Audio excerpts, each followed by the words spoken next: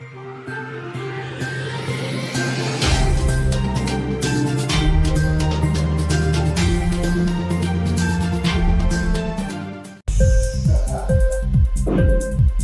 TV prime time news కి స్వాగతం.